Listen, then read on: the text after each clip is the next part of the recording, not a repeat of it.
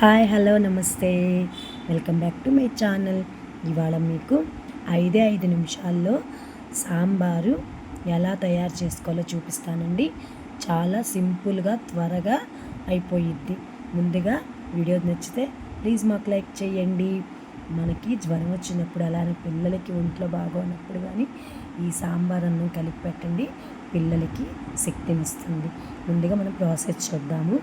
ఒక కుక్కర్ పెట్టుకోండి. కుక్కర్ పెట్టుకున్న తర్వాత ఒక పెద్ద సైజు దోసకాయ, క్యారెట్, ఉల్లిపాయ, పచ్చిమిర్చి, టమాటా, మీ దగ్గర ఏ కూరగాయలు ఉంటే అవి వేసేసుకోవచ్చు.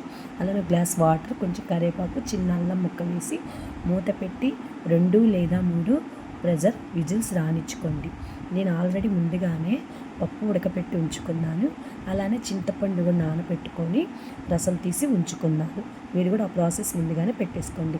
ఇది పక్కన పెట్టేసి ఒక కళాయి పెట్టి కళాయిలో 3 లేదా 2 గరిటెల ఆయిల్ వేసి ఆయిల్ హీట్ అయిన తర్వాత తాలింపు గింజలు, ఎండుమిర్చి, కరివేపాకు, అలానే కొంచెం ఇంగువ వేసిన తర్వాత వేగిన తర్వాత మనం ముందుగా ఉడకపెట్టుకున్న వాటర్ కానీ ముక్కలతో సహా వేసేసేయండి.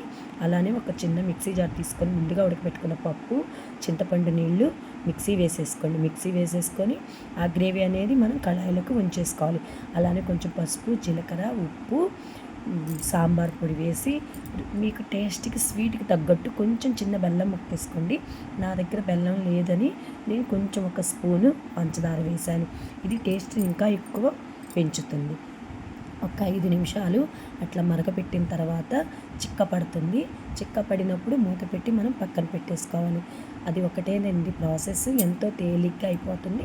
నింపే ముందు మన దగ్గర కొత్తిమీర, కరివేపాకు ఉంటే వేసుకోవచ్చు. నేను కరివేపాకు ఉంది కాబట్టి కరివేపాకు వేశాను.